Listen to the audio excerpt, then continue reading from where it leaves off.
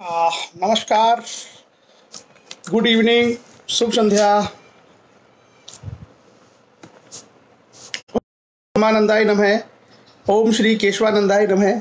कैसे हैं आप सभी लोग? और इतिहास पर थोड़ी सी चर्चा आज हमने पहले आरंभ की है। 7:30 की बजाय आज हमने 7:05 पर अपना सेशन स्टार्ट किया है। और कल हम थोड़ा सा डिटेल में चर्चा नहीं कर पाए थे इतिहास में, तो आज हम लोग थोड़ा सा आगे तक जाएंगे और गुप्त काल तक का जो इतिहास था उसकी हमने चर्चा की थी, उससे आगे हम लोग बढ़ेंगे और उस चर्चा में हम देखेंगे कि हर्षवर्धन के बाद जो इतिहास है वो क्या रहा। तो हमारे बीच में जो लोग जुड़ रहे हैं, आप लोग जल्दी से जितने लोग हैं सब जुड़ जाएं और उसके बाद हम लोग आरंभ करेंगे। अभी हमारे बीच में काफ़ी सारे लोग आ चुके हैं। रोहित सिंह लोधी, संजय लिलहारे, अंजलि राजपूत लोधी, गुरदीप सिंह राजपूत, उत्तम राहुल राजपूत, अधिवक्ता शिवस्वरूप राजपूत, शिवेंद्र शिवशंकर राजपूत, दिनेश राजपूत, डॉक्टर मोनू राजपूत लोधी, लाला भैया सिंह, गिरीश भारत, सूरज लोधी, कृष्ण गोपाल लोधी, ऋषि लोधी राजपूत, आलोक प्रताप सिंह, रोहित सिंह लोधी, महेंद्र पाल राजपूत, रामचंद्र वर्मा जी, पंकज राजपूत, आलोक प्रताप सिंह लोधी, इंजीनियर ओमकार लोधी, घरेंद्र लोधी, सुनील सिंह जी, दिनेश कुमार राजपूत लोधी, नितेश राजपूत।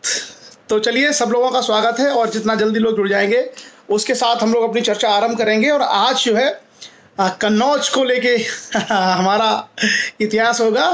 कन्नौज फिर से आज चर्चा में आने वाला है और देखेंगे कि कन्नौज का इतिहास क्या है। और क्योंकि कन्नौज हमारे इतिहास में आगे कि गुप्त काल का जो समय था उसमें शुरुआत में जो राजा थे, चाहे वो चंद्रगुप्त मौर्य हो, चाहे वो जो चंद्रगुप्त प्रथम हो, चाहे समुद्रगुप्त हो, इन सब की जो राजधानी थी वो पाटलिपुत्र थी।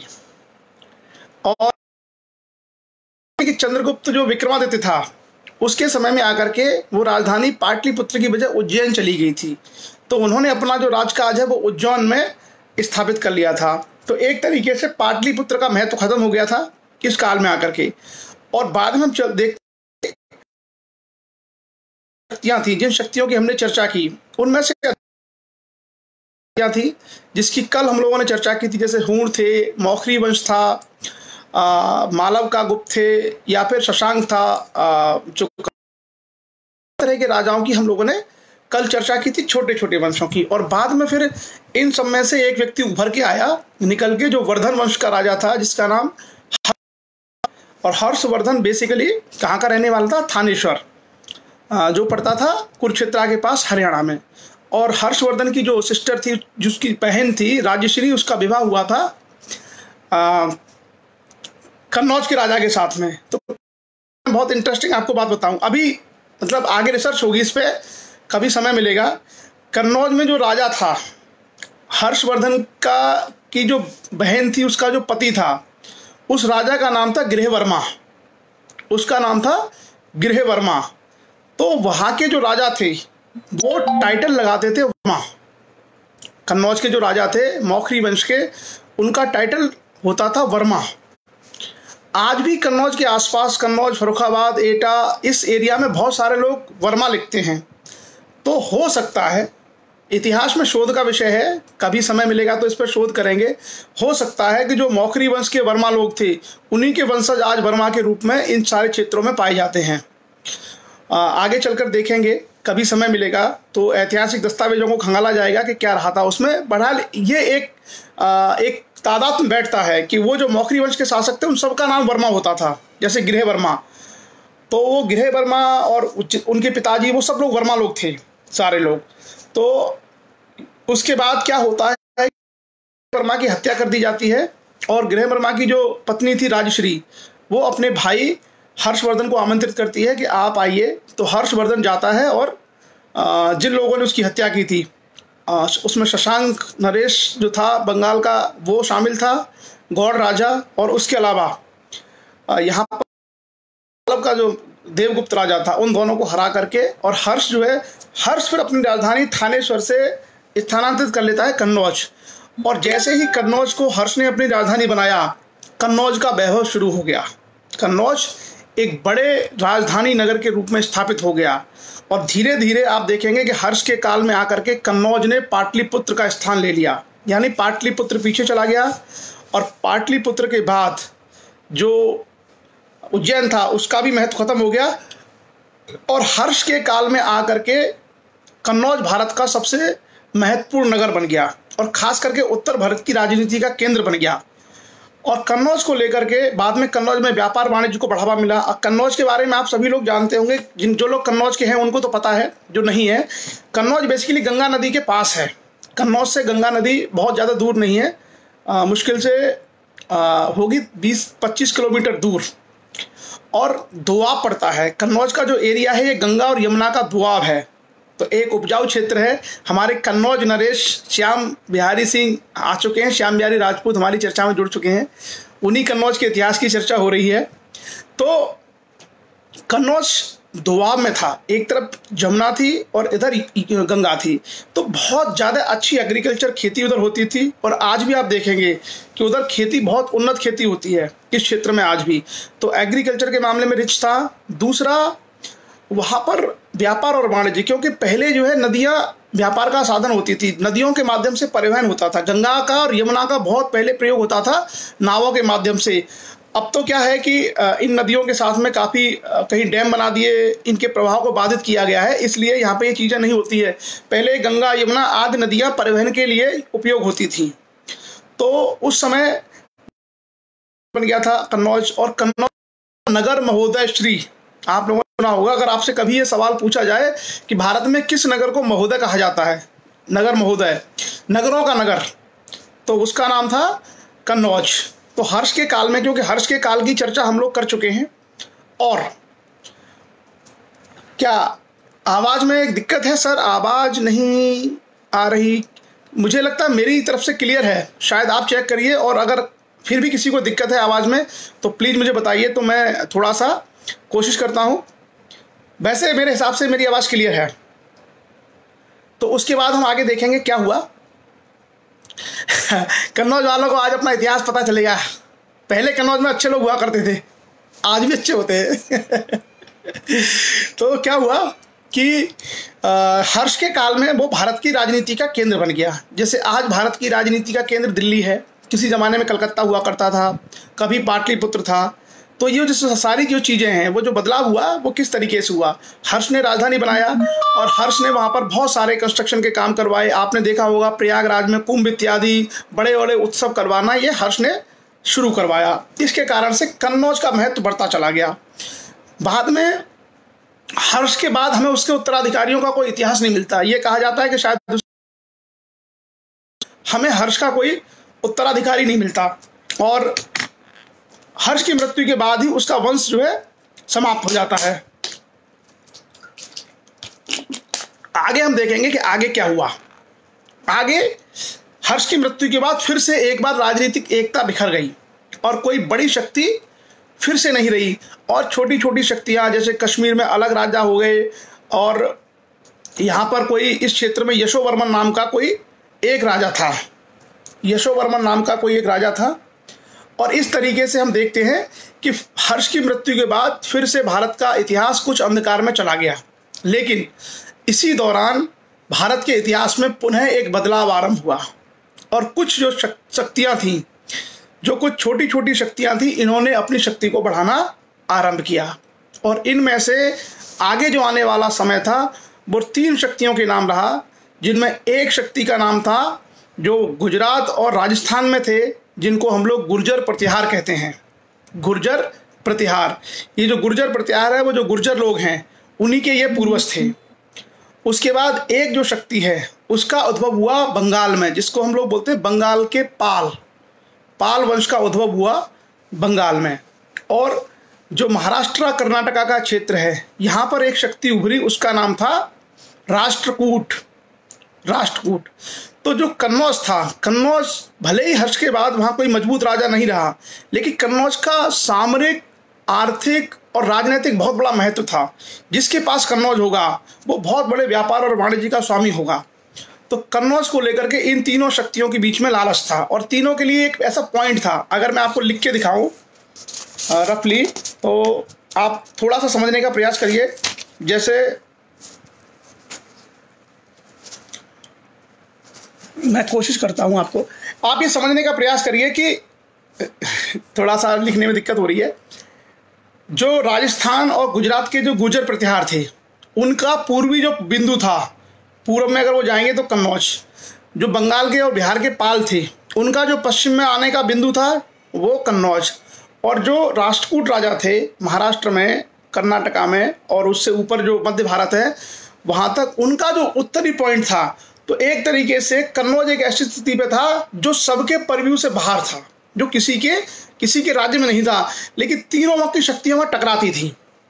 और उस समय जब ये तीन शक्तियों का उद्भव हुआ भारत में, किस किस का, गुर्जर प्रतिहार, पाल वंश और राष्ट्रकूटों का, उस समय कन्नौज पे बहुत कमजोर लोग शासन करते थे, जिनको आयुध वंश के शासक कहा जाता। चक्रायुध, इंद्रायुध नाम शायद आप लोगों ने सुने होंगे। इंद्रायुध और चक्रायुध नाम के राजा उस पर शासन करते थे। तो वो कमजोर शासक थे, और उन्हीं की कमजोरी का फायदा उठा करके गुर्जर प्रतिहार, एक तरफ लालच उनके मन में था कि हम कब्जा कर लें कन्नौज पर, दूसरी तरफ पाल जो वंश के राजा थे, उनके अंदर लालच था कि हम लोग कब्जा कर लें कन्नौज के ऊपर। राष्ट्रकूट वाले वैसे ही हमला कर देते थे, उनका कब्जा करने का नहीं था, वो केवल ये दिखाना चाहते थे कि हम सबसे शक्तिशाली हैं। और इस तरीके से कन्नौज को लेकर के इन तीनों शक्तियों के बीच में लड़ाइयाँ हुई। इसी को बोलते हैं कन्नौज का त्रिपक्षीय संघर्ष, और ये इतिहास में बड़ा प्रसिद्ध है। इस पर कई बार सवाल भी पूछे गए हैं, बहुत बार क्वेश्चंस भी आए हैं, और यहाँ से फिर इतिहास की धारा बदलेगी, यहाँ से हिस्ट्री का जो है रास्ता बदल जाएगा। तो सबसे पहले हम बात करते हैं कि कन्नौज पे था कौन। कन्नौज पे उस समय ये जो सारी लड़ाइयाँ आरंभ होंगी, ये 8वीं शताब्दी के अंतिम दौर में शुरू होंगी, 790 के आसपास, और 990 या 1000 ईस्वी तक ये लड़ाइयाँ चलेंगी। तो कुल मिला के 200 साल तक इनके बीच में झगड़े हुए, किनके बीच में, राष्ट्रकूट, पाल और प्रतिहारों के बीच में। और इसका देखिए सबसे बड़ा नुकसान क्या होगा, इसका सबसे बड़ा नुकसान ये होगा कि प्रतिहार, पाल और राष्ट्रकूट आपस में लड़ते रहेंगे, और इन्होंने पूरे भारत में कोई जैसे गुप्तों की तरह, मौर्यों की तरह कोई बड़ा साम्राज्य स्थापित नहीं किया। इसका परिणाम ये होगा कि भारत में छोटी छोटी जो शक्तियां हैं वो जन्म लेंगी, और ये आपस में लड़के इतने कमजोर हो जाएंगे कि आगे चलकर भारत पर जब महमूद गजनवी आक्रमण करेगा तो उसके आक्रमण को कोई रोकने की शक्ति भारत के पास होगी नहीं। यानी कोई राजा इतना ताकतवर नहीं होगा जो महमूद गजनवी के आक्रमणों को रोक पाए। तो आप देखेंगे कि महमूद गजनवी कन्नौज को भी कब्जे पर ले लेता है, महमूद गजनवी सोमनाथ पर भी आक्रमण करता है, भारत में 17 हमले करता है वो। तो वो उसकी एक बड़ी वजह यही है कि जो कन्नौज को लेकर के जो तीन भारत की बड़ी शक्तियां थी, जो ये आपस में लड़ रही थी, इन्होंने आपस में लड़ करके ही अपनी शक्तियों को छीड़ कर लिया, खत्म कर दिया। इस कारण से विदेशी जो आक्रांता थे, खास करके जो मुस्लिम आक्रांता थे, महमूद गजनवी इत्यादि, उनका ये सामना नहीं कर पाए। और मैं आपको बताऊं, महमूद गजनवी, गौरी, सभी लोग क्या थे, ये बहुत साधारण पृष्ठभूमि के लोग थे, केवल सेना इकट्ठी करी, मारकाट करते, लूटते हुए चले आते थे। तो अब हम बात करते हैं कि ये संघर्ष की शुरुआत कैसे हुई।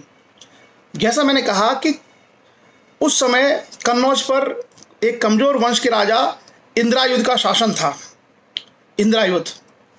और उस समय गुर्जर प्रतिहारों का जो राजा था उसका नाम था वत्सराज, राजा वत्सराज। और वत्सराज को शायद आप लोगों ने नहीं सुना होगा। वत्सराज जो वत्सराज है, इसकी कहानियाँ जो है सुनाई देती हैं लोक कथाओं में।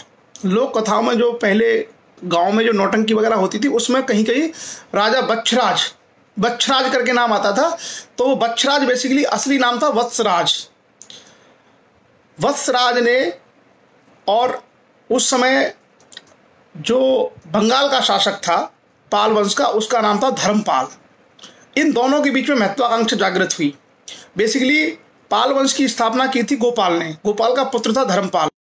तो धर्मपाल चाहता था कन्नौज पे अपना अधिकार, और इधर जो गुर्जर प्रतिहार शासक था वत्सराज, ये भी चाहता था कि हमारा अधिकार हो जाए। तो वहाँ जो राजा था इंद्रायुध, उसका समर्थन किया वत्सराज ने, और धर्मपाल ने चक्रायुध का समर्थन किया। दोनों के बीच में संघर्ष हुआ। उस संघर्ष में वत्सराज ने धर्मपाल को पराजित कर दिया, और वत्सराज ने धर्मपाल को पराजित करके इंद्रायुध को वहां का शासक बना दिया और वो अपना उसको अधीनस्थ कर लिया कि आज से तुम हमारे अधीनस्थ राजा हो। लेकिन तब तक जो है कन्नौज को राजधानी प्रतिहारों ने नहीं बनाया। उसके बाद जब ये बात राष्ट्रकूट राजा ध्रुव को मालूम पड़ी, राष्ट्रकूट वंश की स्थापना दंती दुर्ग नामक एक व्यक्ति ने की थी, तो जब उसका जो अगला वंशज था वो था राजा ध्रुव, बड़ा शक्तिशाली राजा था। तो जब ध्रुव को ये बात मालूम पड़ी तो ध्रुव जो है आया और उसने वत्सराज को हरा दिया और धर्मपाल को भी हरा दिया। लेकिन वो बड़ा समझदार आदमी था। राष्ट्रकूट राजा आया, उसने इनको हराया और ये वापस चला गया। वो वहाँ टिका नहीं। क्यों? क्योंकि उस समय जब राष्ट्रकूटों की शक्ति कर्नाटका और महाराष्ट्र में थी, उसके नीचे भारत में चालुक्य पल्लव शक्तियां थी, तो वो शक्तियां उसके साम्राज्य को वहाँ खतरा पैदा कर सकती थी। इसलिए उसने समझदारी का निर्णय लेते हुए वो चला गया वापस, और एक इस तरह की स्थिति यहाँ पर पैदा हो गई। उसके बाद आते हैं हम आगे क्या हुआ कि धर्मपाल का शासन बड़ा लंबा चला, जो पाल वंश का राजा था, और जो वत्सराज था उसका शासन बहुत कम समय के लिए चला। वत्सराज के बाद उसका बेटा नागभट्ट द्वितीय राजा बना, और अब नागभट्ट द्वितीय और धर्मपाल के बीच में लड़ाई होगी, उनके बीच में तनातनी थी, तो फिर से युद्ध हुआ और फिर से युद्ध में नागभट्ट ने उसको परास्त कर दिया। लेकिन फिर जो है ध्रुव की जगह पर वहाँ पर जो राजा आया था उसका नाम था, मैं आपको एक और फैक्ट बताऊं, वहाँ जो राजा था गोविंद तृतीय। गोविंद तृतीय ने इसको नागभट्ट को परास्त कर दिया, और एक तरीके से फिर से राष्ट्रकूट राजा यहाँ पर आकर के उनको हरा के चला गया। और फिर कन्नौज की स्थिति, कन्नौज पर किसी का भी महत्वपूर्ण प्रभाव स्थापित नहीं हो पाया। आगे चल के सत्ताएं बदली और धर्मपाल की जगह पर एक राजा देवपाल नाम का पाल वंश का शासक बना, और नागभट्ट की जगह पर, ये फैक्ट आप याद मत करना, आपको सिर्फ ये समझना है कि कन्नौज को लेकर चल के आ रहा है इनके बीच में, बस इतना जान लीजिए। जिनको परीक्षाएं देनी है सिर्फ उनको फैक्ट याद रखने हैं। उसके बाद कन्नौज का सबसे जो प्रसिद्ध राजा है मिहिर भोज नाम का राजा जो है शासक बना प्रतिहार वंश का, और जो पाल वंश का राजा था वो था देवपाल, और उधर राजा बना अमोघवर्ष। तो अमोघवर्ष तो था राष्ट्रकूट वंश का, वो लड़ाई झगड़े में यकीन नहीं रखता था, उसका काम था कला साहित्य और ये किताबें लिखना, तो उसने अटैक नहीं किया इधर। और फिर मिहिर भोज और देवपाल के बीच लड़ाई हुई, उसमें दोनों ये दावा करते हैं कि मैंने इसको हराया, उसने उसको हराया, दोनों के अभिलेख मिले हैं। तो हो सकता है कि मिहिर भोज और देवपाल के बीच में 2 बार लड़ाइयाँ हुई हों, एक लड़ाई प्रतिहार राजा ने जीती हो और एक लड़ाई पाल राजा ने जीती हो। कुल मिलाकर के फाइनली जो है कन्नौज पर प्रतिहार वंश का शासन स्थापित हो गया, और मिहिर भोज के नेतृत्व में एक मजबूत जो है कन्नौज पर प्रतिहार वंश की स्थापना हुई, और लगभग अगले 100 साल तक उनकी राजधानी वो रहा। लेकिन इस बीच में कृष्ण तृतीय करके एक राजा बनता है राष्ट्रकूटों का, और मिहिर भोज के बाद एक राजा बनता है महेंद्रपाल। तो प्रतिहारों को ये हमेशा रहा कि वो उनको हमेशा राष्ट्रकूटों ने हराया, तो उनके अंदर बदले की भावना हमेशा रहती थी। तो महेंद्रपाल के समय एक युद्ध हुआ, उस युद्ध में जाकर के उसने राष्ट्रकूट राजा को पराजित कर दिया, और देवपाल के बाद पाल वंश में कोई मजबूत राजा नहीं आए, इसलिए पालों की जो शक्ति है वो अपने आप कमजोर होती चलेगी। तो कुल मिलाकर के पाल वंश उधर उसने अपने आप को बंगाल, मुंगेर उनकी राजधानी थी बिहार में, वहाँ तक सीमित कर लिया। और जो राष्ट्रकूट राजा थे फिर उन्होंने अपने आप को जो दंती दुर्ग और वो जो सारा जो एरिया है प्रतिष्ठान औरंगाबाद, वहाँ पर अपने आप को सीमित करके वो दक्षिण की शक्तियों के साथ भी संलग्न हो गए। और अंत में जो है जो प्रतिहार गुर्जर प्रतिहार थे, गुर्जर प्रतिहारों के अभिलेख भी मिले हैं, सिक्के भी मिले हैं। आप लोगों में से अगर कभी आप दिल्ली जाएंगे तो दिल्ली में जब दिल्ली से गाजियाबाद से जब दिल्ली के लिए एंट्री करते हैं, तो जो दिल्ली से गाजियाबाद एंट्री वाला जो रोड है NH-24, उसका नाम है राजा मिहिर भोज मार्ग, उसका नाम है राजा मिहिर भोज के नाम से उसका मार्ग है। तो उनके जो अभिलेख मिले हैं उन अभिलेखों में लिखा गया है कि वो गुर्जर जाति के लोग थे, प्रतिहार शासक, और अंत में वो कन्नौज के विजेता रहे। लेकिन उनकी शक्ति और उनकी चीज़ें इतनी क्षीण हो चुकी थी लड़ाई में कि वो बहुत अच्छे तरीके से चीज़ों को कर नहीं पाए, क्योंकि इतने सारे युद्ध हुए, उतने सारे युद्धों में उनकी जो आर्थिक और जो सामरिक शक्ति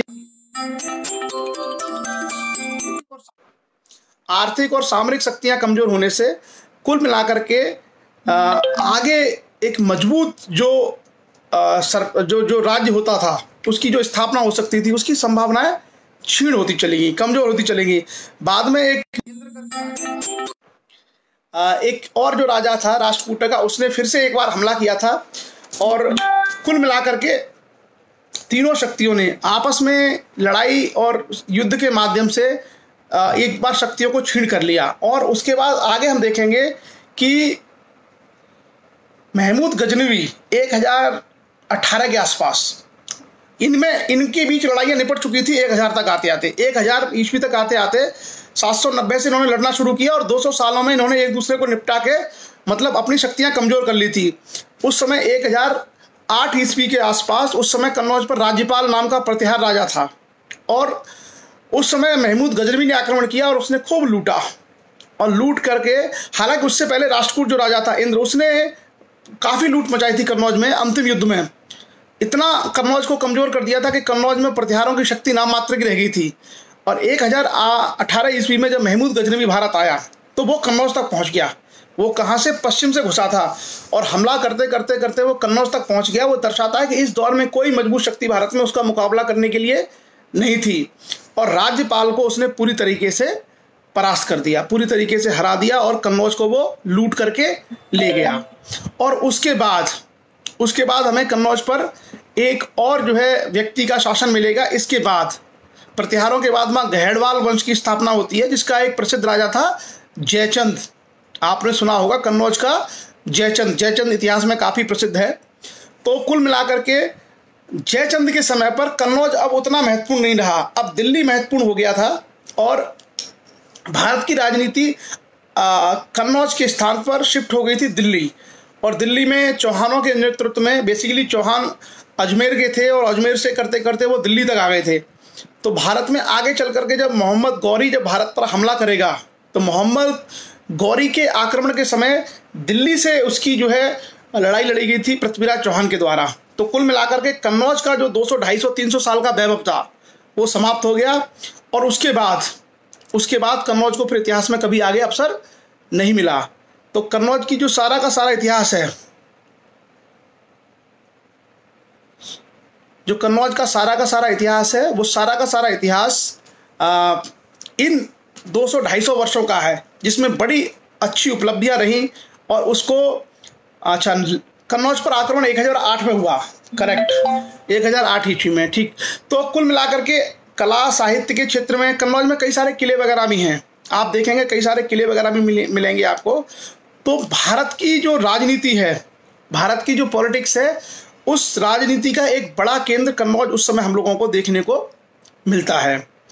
और कन्नौज के पतन के बाद आप देखेंगे कि भारत में कन्नौज ही एकमात्र ऐसी जो शक्ति था जो लंबे समय तक जो विदेशी प्रतिरोध है उसको रोके रहा। उस समय जो अरब यात्री भारत में आए थे, सुलेमान करके एक अरब यात्री आया था, उसने लिखा है कि अरबों ने जब भारत पर आक्रमण किया तो अरबों को गुर्जर प्रतिहारों ने परास्त किया था और उसका जो राजा था नागभट्ट, उसने गुर्जरों को हराया था। इसलिए गुर्जर प्रतिहारों की भारत में उस समय पश्चिमी और उत्तरी भारत में काफ़ी बड़ी शक्ति के रूप में महत्ता थी।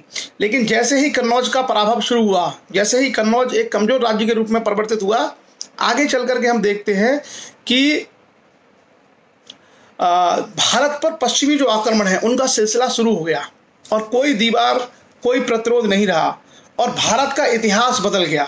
भारत का इतिहास पूरी की पूरे तरीके से बदल जाएगा। उसके बाद गजनवी के माध्यम से, फिर गौरी के माध्यम से भारत में हिंदू राज्य समाप्त हो जाएंगे और भारत में इस्लामी राज्य आएगा। भारत में ये जो हम चर्चा कर रहे हैं ये अंतिम दौर की चर्चा है। केवल दक्षिण भारत बचा है जिसमें हम पल्लव, चालुक्य, चोल और सातवाहन और पांड्य, इन राज्यों की बात करेंगे। उत्तरी भारत के इतिहास में हम लोगों ने प्राचीन भारत का पूरा इतिहास कंप्लीट किया है और आप देखेंगे इसके बाद इतिहास बदल जाएगा। इसके बाद क्या होगा कि महमूद गजनवी गौरी के माध्यम से भारत में जो है आक्रमण होंगे और उनकी सत्ताएं स्थापित हो जाएंगी। फिर जब तक भारत आज़ाद नहीं हो जाएगा, तब तक मतलब 1947 तक फिर ये व्यवस्था बदलेगी नहीं। उसके बाद कोई राजा नहीं आएगा। तो हम लोग वर्तमान कन्नौज की बात नहीं कर रहे हैं, हम लोग हिस्टोरिकल चीज़ें की बात कर रहे हैं कि क्या क्या था। मैं आपको कुछ और फैक्ट बताऊं कन्नौज के बारे में।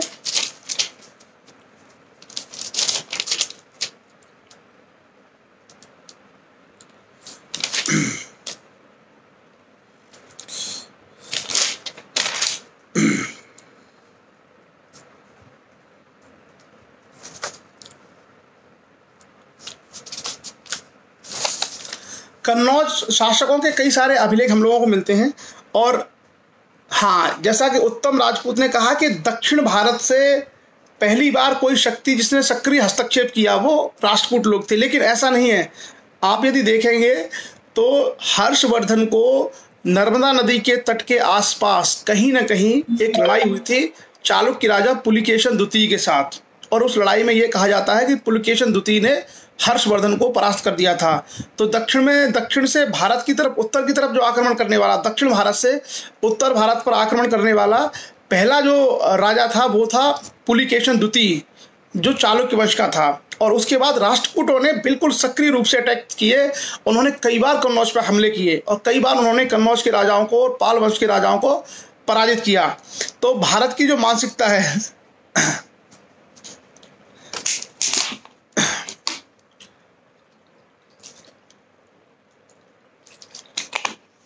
इस समय के इतिहास के बारे में हम लोगों को बस ये कुछ चीज़ें जाननी चाहिए कि सबसे पहला तो ये कि भाई त्रिपक्षीय संघर्ष किसके लिए हुआ, कन्नौज के लिए।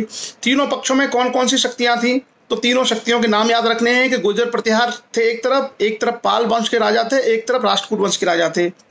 दूसरा आपको याद ये रखना है कि ये संघर्ष में कौन कौन राजा किस किस काल में थे। तो वत्सराज धर्मपाल और ध्रुव के बीच में लड़ाई हुई, फिर नागभट्ट द्वितीय धर्मपाल और ध्रुव के बाद जो था राजा कृष्ण द्वितीय उसके बीच में हुई, और उसके बाद अगले फेज में देवपाल और इधर मिहिर भोज और उधर इंद्र तृतीय के बीच में लड़ाई हुई। तो ये जो सारी की सारी चीज़ें हैं ये ऐसे फैक्चुअल चीज़ें हैं जो कभी कभी कॉम्पिटिशन एग्जाम्स में आ जाते हैं।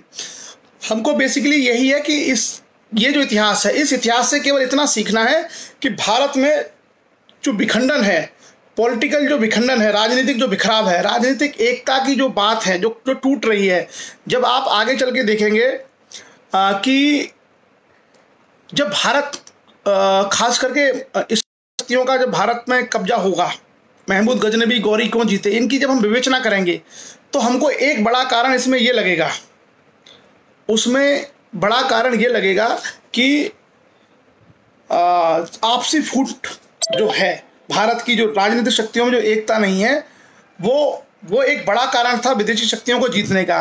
किसी ने ये कहा है कि सर क्या लोधी भी प्रतिहार वंश के अंतर्गत आते हैं। अभी जो गुर्जर प्रतिहार वंश के राजा हैं उनका अभिलेख मिला है मालवा से। उनका शासन राजस्थान से गुजरात और राजस्थान से शुरू हुआ था। तो गुर्जर प्रतिहार जो वंश के शासक हैं उनके शासन की शुरुआत हुई थी गुजरात और राजस्थान से, और बढ़ते बढ़ते हमला कर तक वो कन्नौज तक गए थे। वो कन्नौज के रहने वाले नहीं थे। मालवा में जो उनका अभिलेख मिला है प्रतिहार राजाओं का, उसमें लिखा है कि वो गुर्जर जाति के थे। उसमें स्पष्ट लिखा हुआ है, उसी काल का है, कार्बन डेटिंग से वो उसकी डेट डिसाइड हुई है और उसमें सब कुछ लिखा हुआ है। तो उसमें ये लिखा है क्लियरली कि जो गुर्जर प्रतिहार राजा थे वो गुर्जर जाति के थे। और वैसे भी अगर हम लोग राजस्थान उनका मूल स्थान माने तो राजस्थान में गुर्जर जाति बहुत बड़ी संख्या में है।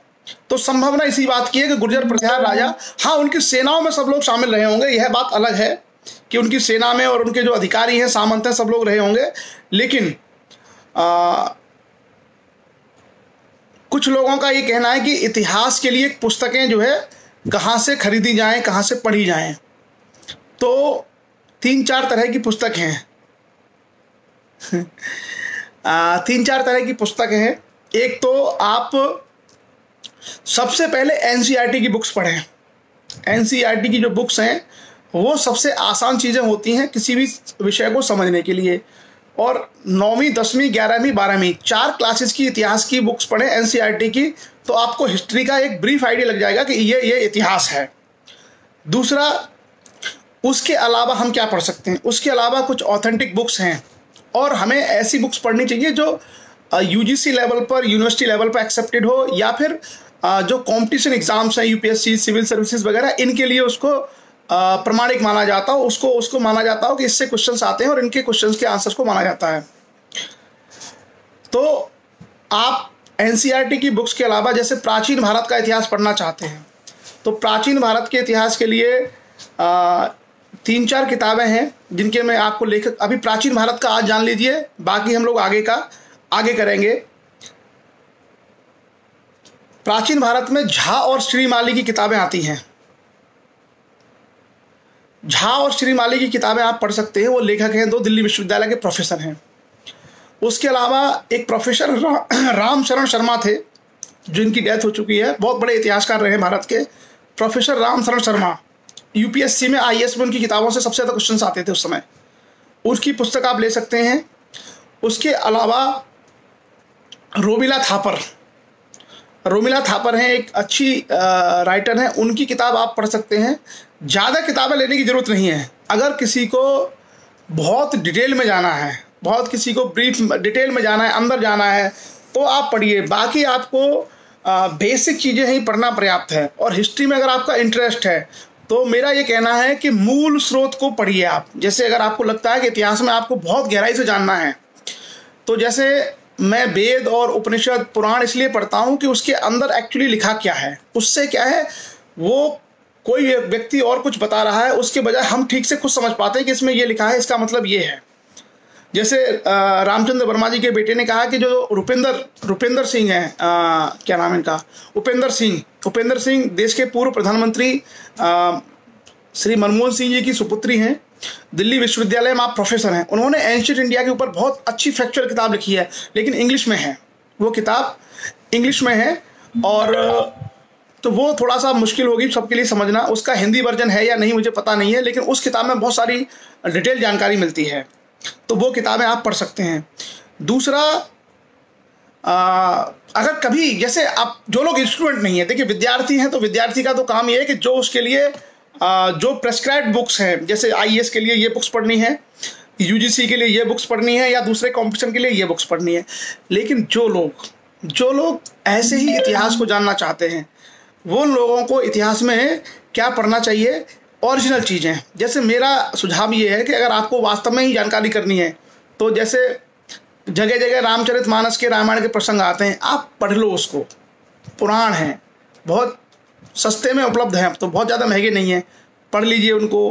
अगर आपको लगता है कि हाँ इन चीज़ों के माध्यम से हमारा दृष्टिकोण ज़्यादा ठीक हो जाएगा, तो उनको ओरिजिनल ही पढ़ लेना चाहिए। मतलब कोई व्यक्ति 5वीं 8वीं पास आ करके कोई पंडा पुजारी मेरे से ये कहे कि साहब उस पुराण में उसमें ये लिखा हुआ है, और वो उसके आधार पर आपको इधर उधर की बातें बताए कि ऐसा करना चाहिए, वैसा करना चाहिए, उससे अच्छा है मैं खुद ही ना ला के पढ़ लूँ। उससे बेहतर तरीका ये है कि भाई इंटरनेट पे किंडल वगैरह में या कहीं भी आप परचेज करेंगे 100, 150, 200 रुपये का आ जाता है। परचेज करने पर बहुत सारी चीज़ें फ्री में डाउनलोड हो जाती हैं। जैसे ऋग्वेद वगैरह है, आप फ्री में डाउनलोड कर सकते हैं, बिल्कुल फ्री में। आपके पास वाईफाई हो, फ्री में डाउनलोड कर लीजिए।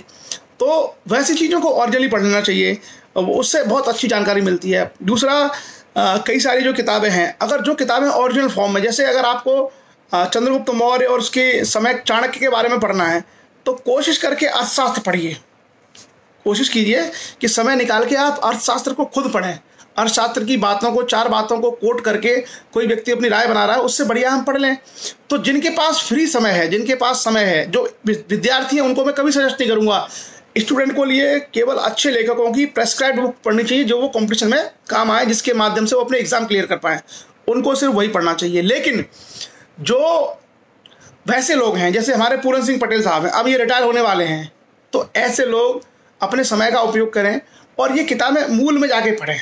मूल किताब को, जैसे अर्थशास्त्र पढ़ा कौटिल्य का, तो उसमें जो अर्थशास्त्र में जो श्लोक हैं और जो सारी की सारी चीज़ें हैं, उससे हमें बेहतर जानकारी मिलेगी। उससे क्या है, हमें ओरिजिनल ज्ञान मिलेगा। तो वो सारी चीज़ें हमारे। अच्छा, इतिहास क्या है? इतिहास निरंतर शोध का विषय है। ऐसा नहीं है कि जो हम लोग कह रहे हैं वो एकदम शाश्वत सत्य है, इसमें भी बदलाव हो सकते हैं। अब नई नई जानकारियाँ मिलेंगी तो इन सारी चीज़ों में भी बहुत सारे परिवर्तन होंगे। अभी क्या है कि जो लिखा हुआ है उस लिखे हुए में क्या है कि पता नहीं किसने लिखा है। मान लीजिए मैंने लिख दिया, तो मैं अपने हिसाब से लिख के चला गया ना, तो बहुत कुछ जो लिखा है वो लिखे हुए को हमें ये ध्यान में रखना चाहिए कि उसका लेखक कौन है, उसकी विचारधारा क्या है, इसलिए उसमें भी गुंजाइश है, उसमें भी बहुत सारी गुंजाइश है। जैसे मैं आपको एक उदाहरण देता हूं, इससे ही आप समझ जाना। बहुत साधारण सा उदाहरण है। 4 बांस 36 गज अंगुल अष्ट प्रमाण, ता ऊपर सुल्तान है मत चूके चौहान। 4 बांस, बांस मतलब जो एक बांस पहले एक इकाई होती थी ऊंचाई मापने के लिए। 4 बांस 36 गज अंगुल अष्ट प्रमाण, ता ऊपर सुल्तान है मत चूके चौहान। ये लिखा है पृथ्वीराज चौहान ने। पृथ्वीराज चौहान के बारे में उसके कवि चंद्रबरदाई ने, चंद्रबरदाई का नाम आपने सुना होगा, उसने पृथ्वीराज रासो नामक एक किताब लिखी थी। तो उसमें चंद्रबरदाई ये कहता है कि पृथ्वीराज चौहान इस पृथ्वी का चक्रवर्ती सम्राट था, पूरे भूमंडल का। तो पहली बात गलत, क्यों? क्योंकि पृथ्वीराज चौहान का शासन अजमेर और दिल्ली पर था। भारत में बहुत सारे राजा थे, उसकी लड़ाई परमारों से होती है, उसकी लड़ाई कन्नौज के गढ़वालों से होती है, तमाम राजाओं से पृथ्वीराज चौहान लड़ता था। और मोहम्मद गौरी से उसका युद्ध हुआ। तो एक तो भूमंडल का राजा नहीं था वो, पूरे पृथ्वी का, ठीक है। लेकिन उसका जो कवि क्या लिख रहा है, पूरे भूमंडल का चक्रवर्ती सम्राट। तो इतिहास समझ में आया कि जो साहित्यकार है वो इतिहासकार नहीं है। तो जो हमारे पौराणिक ग्रंथ हैं, चाहे रामायण है, चाहे महाभारत है, चाहे हमारे वेद हैं, चाहे उपनिषद हैं, ये साहित्य हैं, ये इतिहास नहीं है। इनमें कुछ कुछ सच्चाइयाँ हैं, लेकिन इसमें सारी सच्चाइयाँ नहीं हैं। इसमें साहित्य में कुछ कुछ सच्चाइयाँ हैं, सारी सच्चाई नहीं है। क्योंकि इतिहास अलग चीज़ होती है, साहित्य अलग चीज़ होती है। साहित्य में कविता भी है, गद्य भी है, कहानी भी है, बहुत सारी चीज़ें डाली जाती हैं। उसके बाद वो कहता है कि पृथ्वीराज चौहान शब्द भेदी राजा था और आवाज को देख करके वो बाण मारता था और उसी में वो किसी पर जो है निशाना लक्ष्य को भेद सकता था। अब देखिए, जब तमाम इतिहासकारों ने लिखा और रिसर्च किया, पूरी दुनिया भर के इतिहासकारों ने, भारत के इतिहासकारों ने भी स्वीकार किया कि तराइन की दूसरी लड़ाई में पृथ्वीराज चौहान को मोहम्मद गौरी ने पराजित कर दिया था और उसके बाद उसको बंदी बना लिया था। उसके बेटे को कुछ समय तक शासन करने दिया और जब उसके बेटे ने विद्रोह किया तो मोहम्मद गौरी ने पृथ्वीराज चौहान की हत्या कर दी। ये है फैक्ट, जो सारे सिक्कों के माध्यम से और जो समकालीन जो अभिलेख, जो साहित्य हैं, लेख हैं, उनके माध्यम से इस्टेब्लिश हो गया और हिस्ट्री में इसको मान लिया। आप यूजीसी में देखेंगे, आप आईएएस में देखेंगे तो आपको यही मिलेगा। हर किताब में यही लिखा है कि पृथ्वीराज चौहान की उसने हत्या कर दी थी। अब चंद्रबरदाई कुछ और बोल रहा है और सच्चाई कुछ और है।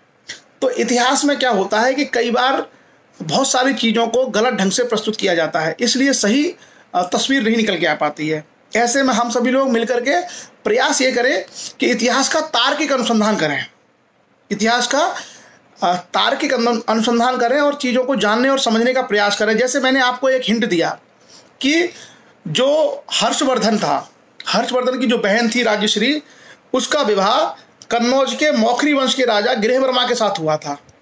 अब गृहवर्मा के नाम में वर्मा लगा हुआ है और कन्नौज और फर्रुखाबाद और एटा और मैनपुरी और कानपुर के एरिया में बहुत सारे लोग हैं जो वर्मा लिखते हैं। इसका मतलब है ये वर्मा टाइटल बहुत पहले से चला आ रहा होगा और ये बहुत पुरानी बात नहीं है, ये तो आज से करीब 1500 साल पहले की बात है। तो इसका मतलब है कि हो सकता है कि इस क्षेत्र में रहने वाले वर्मा लोग उन्हीं जो है राजवंशों के वंशज हों, ये हो सकता है। रिसर्च करने की आवश्यकता होती है क्योंकि कोई भी शब्द है, उस शब्द का कोई ना कोई महत्व है। शब्द ऐसे ही नहीं आया, कोई भी शब्द है उसका कोई ना कोई इतिहास है। अगर हम उसके पीछे जाएंगे तो कोई ना कोई कहानी मिलेगी कि हाँ भाई इसकी शुरुआत यहाँ से हुई थी। हर शब्द की व्युत्पत्ति है, शब्द किसी किताब में, किसी न किसी ग्रंथ में उसके बारे में विवरण होगा और अगर हम वहां तक पहुंचते हैं तो हम फिर सही और असली इतिहास को जान पाते हैं। दूसरा, एक और जो चीज होती है कि जैसा मैंने कहा, इतिहास में जिन लोगों ने अब तक लिख दिया है, बहुत सारे लोगों ने जो लिख दिया है, जो पढ़े लिखे लोग तो वही लिख के गए होंगे ना, तो उनकी मानसिकता क्या रही होगी, उनकी सोच क्या रही होगी। हो सकता है उन्होंने, जैसे अब देखिए आपको मैं बताऊं कि वीरांगना लक्ष्मीबाई का बहुत बड़ा योगदान है भारत के लिए 1857 की लड़ाई में।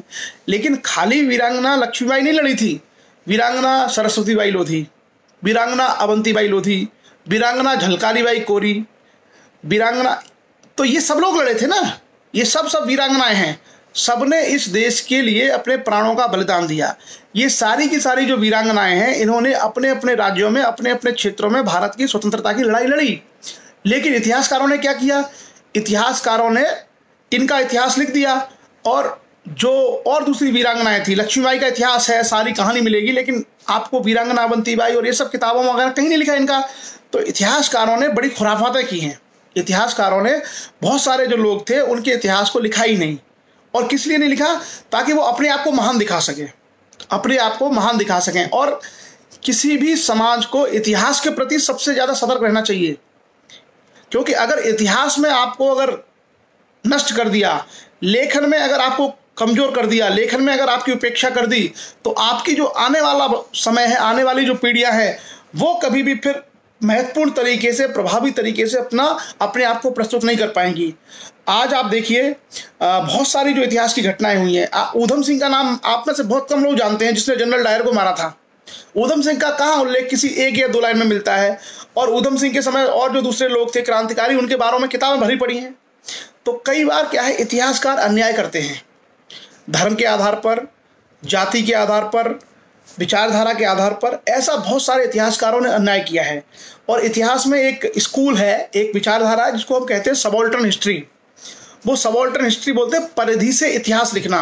वो ऐसे लोगों का इतिहास लिखते हैं जो उपेक्षित रहे, जैसे किसान, महिलाएं, निम्न जातियां, जिनका बड़ा योगदान रहा है देश में और जिनके इतिहास को सम्मान नहीं मिला, उन सबके इतिहास को भी लिखा जाता है। अब जैसे आप देखिए कि जब भारत आज़ाद हुआ, तो देश के आज़ाद होने के समय लोगों को स्वतंत्रता सेनानी का दर्जा दिया गया। अब देश के लिए, स्वतंत्रता के लिए प्राण देने वाले लोग तो हर गांव में थे, हर जगह थे, लेकिन दर्जा किनको मिला? जो चालाक थे, या जो समझदार थे, या पढ़े लिखे थे, जिन्होंने अपना नाम दर्ज करा दिया। जो बेचारे, जिनके पूर्व जो किसान थे, 50-100 किसान अंग्रेजों ने मार दिए, उनके बच्चे पढ़े लिखे नहीं थे, बेचारे गरीब थे, उन लोगों ने अपने इतिहास को कहीं दर्ज ही नहीं करा पाए, तो उनको स्वतंत्रता सेनानी का दर्जा नहीं मिला। तो इतिहास में इस तरह के अन्याय बहुत हुए हैं, बहुत होते रहे हैं। इसलिए कहा है कि किसी भी समाज को कलम को लेकर के बहुत सतर्क रहना चाहिए, और ये कलम आपके इतिहास को हमेशा रेखांकित करती रहे। अगर आप अपने इतिहास का रिस्पेक्ट नहीं करेंगे, अगर इतिहास में पीछे नहीं जाएंगे, तो आने वाला जो समय होगा उसमें आपका इतिहास विस्मृत कर दिया जाएगा, वो खत्म कर दिया जाएगा। और फिर किसी भी समाज का अगर इतिहास नहीं होता है, तो एक बहुत विश्व प्रसिद्ध कहावत है, जिसका इतिहास नहीं उसका भविष्य नहीं। जो अपने इतिहास को नहीं जानता, उस समाज का कभी भविष्य नहीं बन सकता। तो इसलिए इतिहास को बहुत बारीकी से, बहुत सतर्कता के साथ में अध्ययन करना चाहिए, सही चीज़ों को लेकर के आना चाहिए, और उनसे न सिर्फ प्रेरणा लेनी चाहिए, बल्कि उन पुरानी गलतियों से सीख करके आगे के लिए बेहतर एक रास्ता, एक मार्ग भी बनाना चाहिए। और जो पढ़े लिखे लोग हैं, मैं खास करके उन लोगों से जरूर कहना चाहूँगा कि जो जितने मतलब उल्टी सीधी पोस्टें डाल करके सोशल मीडिया पर भरते रहते हैं, भाई ये खाली समय का उपयोग करके चाहो तो थोड़ा इतिहास पढ़ लो, थोड़ा अध्ययन कर लो, तो आपको तमाम गजेटियर और इत्यादि चीज़ें मिल जाएंगी। उनको यदि आप पढ़ेंगे तो हो सकता है आपको ज्ञान हो जाए अपने पुरानी चीज़ों के बारे में। ये अनावश्यक जो है हिंदू मुस्लिम, धर्म, दंगे, पाकिस्तान, इन पर लिख करके सोशल मीडिया पे आप अपना दिमाग खराब करते हैं।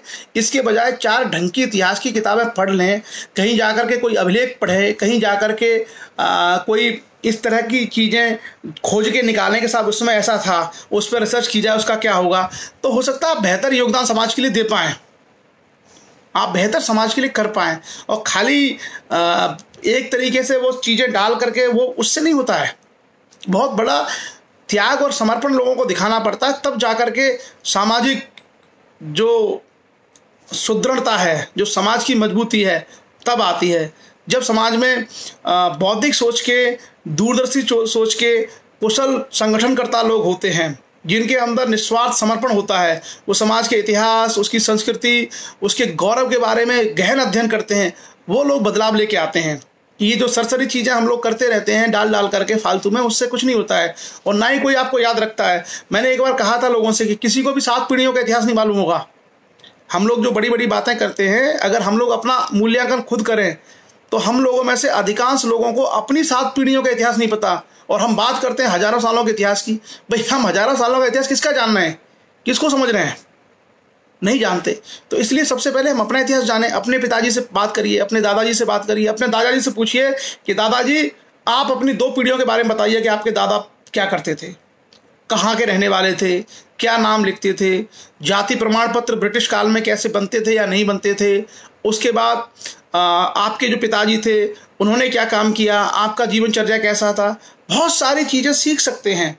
मैंने अपने साथ जो है पिछली 7 जनरेशन का इतिहास जाना है, अपने पिताजी और दादाजी के माध्यम से जान सकते हैं हम। उससे हमें अंदाज़ा लग सकता है कि उनकी आर्थिक स्थिति क्या थी, उनकी धार्मिक परंपराएं क्या थी, उनका सामाजिक स्तर क्या था, क्या उनके अंदर जाति और वर्गीय चेतना थी या नहीं थी। जैसे मैं आपको बताऊं कि कन्नौज, फर्रुखाबाद और शाहजहांपुर और आपका जो बरेली है, पीलीभीत बरेली, इस एरिया में बहुत सारे लोग अपने नाम के आगे किसान लिखते हैं।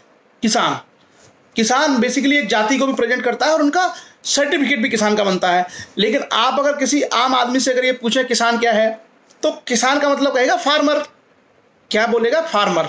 जो खेती करता है वो क्या है? किसान है। उसको हम लोग बोलते हैं फार्मर। कहीं पूछ लो, पूरे भारत में नहीं, पूरे वर्ल्ड में। लेकिन पीलीभीत में, बरेली में, शाहजहांपुर में बहुत सारे लोग अपने नाम के पीछे जो किसान लगाते हैं और उनका किसान जाति के नाम से सर्टिफिकेट भी बनता है। अब देखिए, किसान जाति का जो सरनेम है या किसान जाति का जो प्रमाण पत्र है वो ये दर्शाता है कि वो अपनी वर्गीय और जातीय चेतना को लेकर के सजग नहीं रहे। तभी तो उनका टाइटल किसान क्यों? कभी कोई सर्वे करने वाला अंग्रेज अधिकारी आया होगा तो पूछता होगा, भाई आप कौन लोग हो? तो बोला, भैया हम तो खेती बाड़ी करते, किसान हैं। तो वो मेंशन करके चला गया किसान। तो किसान ही उनकी जाति में भी उल्लिखित होता रहा। देखिए, किसान नाम की कोई जाति ऐसा कभी नहीं रही है। अगर हम भारत के पूरे इतिहास को खंगालें तो जातियां पेशों के आधार पर बनी जरूर हैं, लेकिन किसान नाम की एज पर्टिकुलर कोई जाति नहीं है। अब वहां समस्या क्या रही होगी? वहां पर लोगों के अंदर वर्गीय और जाति चेतना नहीं रही होगी। और जब चेतना नहीं थी तो जब अंग्रेज अधिकारी सर्वे करने आते होंगे तो वो उल्लेख करते होंगे कि भैया ये पूरा गांव किसानों का, सब खेती करते हैं, तो सबके नाम के आगे वो टिक करके चले जाते होंगे। आगे आकर के जो गवर्नमेंट रेवेन्यू रिकॉर्ड्स हैं उसमें वही मेंशन होता रहा। और जब भारत आज़ाद हो गया तो उसके बाद उन लोगों के प्रमाण पत्र इत्यादि उसी के नाम से बनने लगे।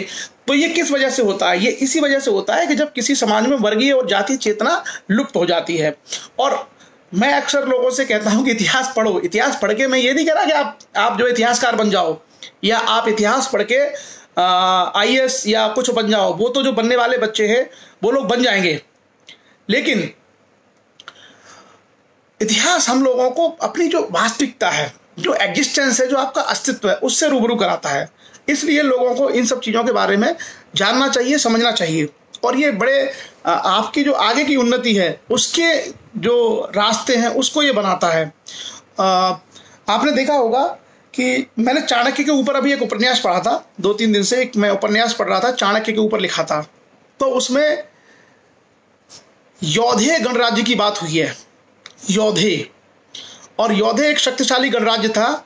उसमें चंद्रगुप्त खुद ये सलाह देता है कि यौधेय पर आक्रमण मत करो, वो बहुत दुर्धर्ष योद्धा हैं, बहुत शक्तिशाली योद्धा हैं।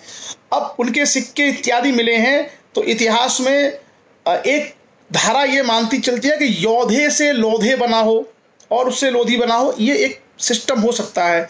तो बहुत सारी चीज़ों का हम लोग जब पढ़ते हैं और जब उसका अध्ययन करते हैं तो वहाँ से बहुत सारी जानकारियाँ निकल के आती हैं, बहुत सारी जानकारी निकल के आती है। और फिर हम इतिहास की एक अच्छी पिक्चर हम लोग समझ पाते हैं और उसके विषय में हम लोग जानकारी कर पाते हैं। तो हम सब लोगों को ये सब चीज़ें निरंतर करते रहनी चाहिए। और समय बहुत होता है। दरअसल क्या है कि इतिहास प्रवृत्ति नहीं रही है।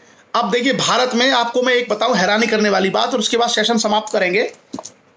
एक बहुत आश्चर्यजनक फैक्ट मैं आपको बता रहा हूं।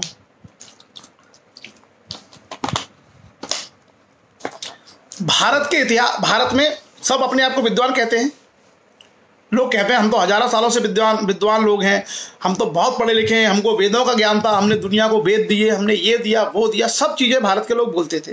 तब जब भारत में मुगल थे, तब जब भारत में अंग्रेज थे। और मैं आपको बताऊं एक ऐतिहासिक सच्चाई क्या है?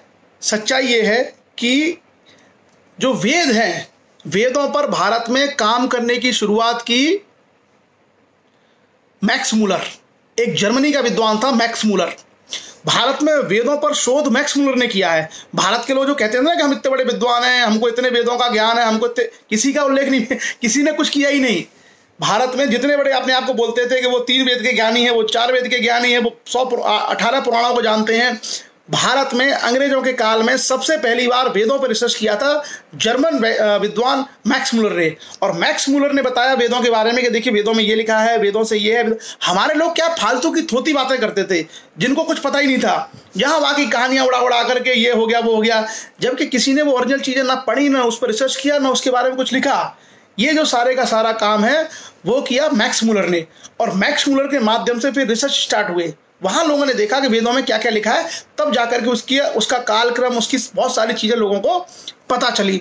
तो हमारे लोगों के साथ क्या समस्या रही है, पढ़ना नहीं है, अध्ययन नहीं है, गहराई में जाकर के चीजों को पढ़ते नहीं है, सिर्फ सुना और सुनी हुई बातों को।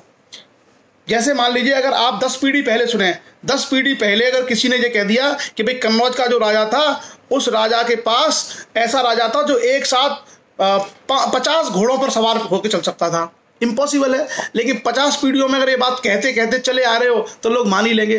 तो समस्या कहाँ रही है? समस्या यही रही है कि लोग सुनी सुनाई बातों को इतिहास और उनको मानते चले आए, उनने खुद जाकर के पढ़ने का प्रयास नहीं किया। और एक बड़ा कारण ये भी रहा है, हमें एक वास्तविकता ये भी स्वीकार करनी पड़ेगी कि लोगों के पास शिक्षा का अभाव रहा है। लेकिन जिनके पास शिक्षा थी भी, उनने भी मनगढ़ंत कहानियां ही सुनाई, उनने भी कल्पनाएं सुनाई, उनने भी कथाएं सुनाई, उनने कभी भी वास्तविकताएं उन्होंने भी नहीं बताई। और जो बेचारे पढ़ नहीं पाए, जो समाज पढ़ नहीं पाए, उनके लोगों के पास तो खैर रास्ता ही नहीं था चीज़ों को जानने का। लेकिन अब है, अब बहुत सारी अच्छी एजुकेशन है लोगों के पास। और दूसरा, मैं हमेशा लोगों से कहता हूँ कि इंग्लिश का जो अपना नॉलेज है उसको इम्प्रूव कीजिए। आप आदत डालिए इंग्लिश पढ़ने की। कोई बहुत बड़ा हुआ, कोई बहुत बड़ा वो नहीं है। लोग थोड़ी थोड़ी भी अगर मेहनत करें तो आप इंग्लिश इत्यादि को सीख सकते हैं। थोड़ा थोड़ा अगर समय लगाएं तो कुछ कुछ चीज़ें आप सीख सकते हैं, समझ सकते हैं। तो थोड़ा सा प्रयास करके इन चीज़ों को पढ़ने का प्रयास करिए, किताबों को पढ़ने का प्रयास करिए। और जितना हम पढ़ेंगे, एक बार समझ में नहीं आएगा, 2 बार समझ में नहीं आएगा, 3 बार समझ में नहीं आएगा, फिर अपने को चीज़ें पता चलना शुरू हो जाती हैं। तो चलिए आज का सेशन हम लोग यहीं रखते हैं और केवल कन्नौज को लेकर आगे हम लोग जो इतिहास पर चर्चा करेंगे। आगे हमारा इतिहास अब शुरू होगा भारत में मध्यकाल। प्राचीन काल खत्म हो चुका है और मध्यकाल चर्चा करेंगे आगे। और उसमें बहुत सारे भारत पर जो विदेशी शक्तियां हैं, तमाम भारत के छोटे छोटे राजा हैं, और दक्षिण भारत का इतिहास है वो हमारा बचा हुआ है, उसकी भी हम लोग चर्चा करेंगे। पल्लव वंश, चालुक्य वंश, चोल वंश, राष्ट्रकूट वंश, सातवाहन, पांड्य वंश, ये काफ़ी महत्वपूर्ण शासक रहे हैं दक्षिण भारत में। और आप लोग दक्षिण भारत में घूमने जाते होंगे, जैसे मदुरई गए होंगे तो मदुरई में आपने देखा होगा मीनाक्षी मंदिर, बहुत ऊंचा मंदिर है। आप वाता भी गए होंगे, बादामी, वहाँ चालुक्यों का तंजावुर में बहुत बड़ा मंदिर है। साउथ इंडिया में बहुत सारे बड़े बड़े मंदिर आपको दिखेंगे। तो वो जो है वो दक्षिण भारत के राजाओं के बनवाए हुए हैं। उन्हीं जो है पल्लव वंश के राजाओं के, या चोल वंश के राजाओं के, या चालुक्य वंश के राजाओं ने वो बड़े बड़े वहाँ मंदिर बनवाए हुए हैं। तो ये जो सारी चीज़ है वो सारी जानकारी भी हम लोग करेंगे, उसके बारे में हम लोग चर्चा करेंगे। और आप सभी लोग इतिहास बोध का मतलब है कि इतिहास के बारे में एक बेसिक हमारे अंदर कॉमन सेंस डेवलप हो। अगर ऐसा होगा तो हम बहुत सारी चीज़ें सही तरीके से जान पाएंगे। तो चलिए आज का सेशन हम लोग यहीं समाप्त करते हैं। कल सुबह संविधान पर चर्चा करेंगे। और हाँ, मैं आपको बताना भूल गया था, आज 24 अप्रैल था। 24 अप्रैल को ही पंचायतों को संवैधानिक दर्जा दिया गया था। तो आज एक तरीके से पंचायत दिवस भी है। आज हम लोग उस सेशन को नहीं कर पाए। कल हम लोग भारत में पंचायतों का गठन और उनके संबंध में जो संवैधानिक प्रावधान है उसकी चर्चा करेंगे। आप सभी लोग इस पर चर्चा में जुड़े, अपना कीमती समय दिया, उसके लिए सभी का बहुत बहुत आभार। कल मॉर्निंग सेशन में we will discuss about the panchayats. तब तक के लिए शुभ रात्रि, जय हिंद।